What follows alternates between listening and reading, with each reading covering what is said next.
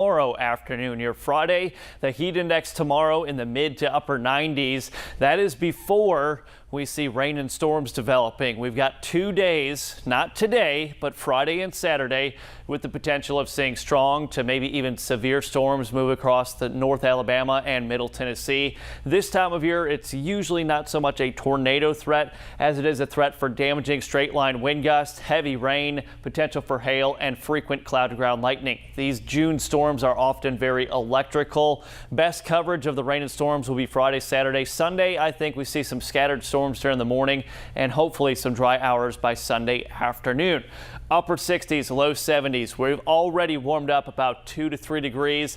The dew point, it is muggy, more so than it was yesterday. Dew point right now in the mid to upper 60s. Light winds today out of the south and southwest, sustained about 5, maybe gusting 8 to 12. We'll take a look at your storm timeline coming up. Gina. This is your 48 First Alert Road Report, sponsored by Bankston Motorhomes. Okay, we do have our first crash of the morning. This is between Summerville and Priceville on Alabama 67. There's a lane blocked in the northbound lanes at Berry Road, but we're seeing slowdowns in both lanes, so be aware of that.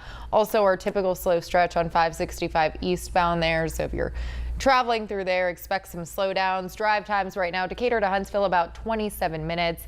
Athens to Huntsville will take you about 28.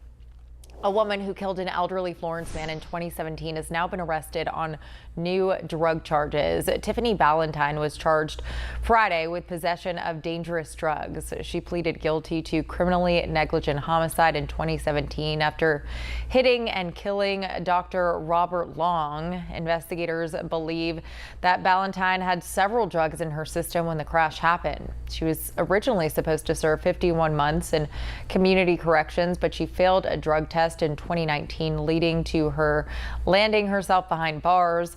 According to our media partners at the Times Daily, Ballantyne has bonded out of jail on her latest drug charges. In Huntsville, police say this man was arrested after hitting a woman with a metal pipe.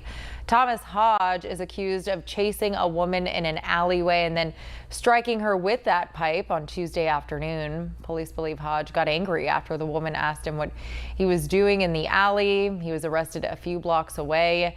He is charged with assault. A Lincoln County murderer will spend the rest of his life in prison. Robtavius Hawk shot and killed Jamichael Harris in Fayetteville in 2022. Hawk received that life sentence yesterday. During Hawk's trial, his attorneys argued he was defending himself during an armed robbery, but prosecutors say there was no evidence a robbery ever occurred. Harris was shot and killed while sitting in his car. His older brother and another teen were with him in that car, and they both were hurt. In Lawrence County, Tennessee, investigators have arrested a sex abuse suspect. Juan Carlos Barturin is charged with rape and sexual exploitation. Authorities started looking into him last month after they got a tip from a woman who claimed Barturin raped her when she was a minor. He was arrested by TBI agents at the Nashville airport on May 31st. The TBI says Barturin often traveled between Tennessee and Florida, and they are trying to figure out if there are any more potential victims. Still to come, an invasive insect species has been spotted in Huntsville. We tell you what those bugs look like so you can save your trees next.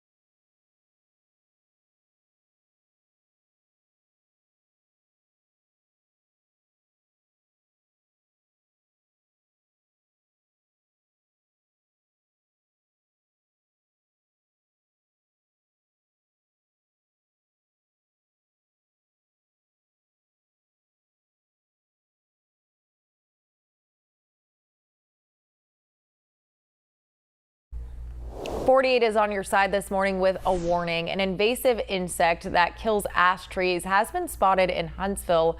There have been 5 recent sightings of the emerald ash borer. Now, this bug often spreads when people transport firewood or logs. It has been in the U.S. since 2002, but was only recently found in Alabama.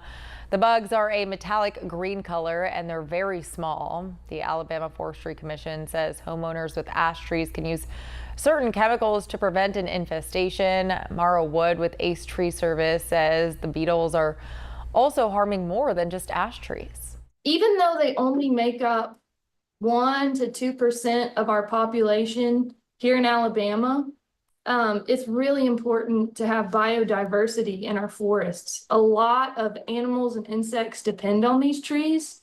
And if we were to lose them, it's going to change the makeup of our forests and our landscapes. If you see zigzag patterns or a D-shaped exit hole on bark, chances are the insect has invaded the tree. It's also been spotted in Jackson County within the past couple of weeks. Now, your first alert weather with meteorologist Eric Burke. Well, good morning once again. For today, early cloud cover. We see more sun this afternoon. Temperatures warming into the mid-80s. Need to talk about more impactful weather, though, and that arrives tomorrow. This is Friday, as early as lunchtime, seeing some very isolated storms starting to develop. The more organized threat for strong to potentially severe storms coming as we go through late afternoon and evening. This is when the atmosphere is most unstable, the hottest, most humid part of the day, and these storms will potentially produce some damaging wind gusts, a threat for large hail, heavy rain, and frequent lightning. Some good news regarding Saturday morning. Should be mostly dry, but as we go into that afternoon evening time frame again on Saturday, potential for some strong to severe storms with the same threats of damaging winds, hail, frequent lightning, and heavy rain. Here's a forecast rainfall as we go through the weekend. Friday, Saturday, Sunday, looking at 1 to 2 inches of rain. Parkway traffic on this Thursday seems to be moving along just fine. Big picture, satellite and radar. Severe weather threat today will be off to our north into parts of the Midwest. Today's high 86, feeling more like low 90s with the humidity. 88 on Friday, 83 Saturday. Strong to severe storm potential Friday, Saturday, and then also watching Sunday. Storm chances continue into early next work week. So we go from a great stretch of weather, Gina, to a bit more unsettled one coming into the weekend. All right. Thank you, Eric. Thanks for watching our 48 Fastcast. Keep it here. We'll be live throughout the morning with more news, weather, and traffic.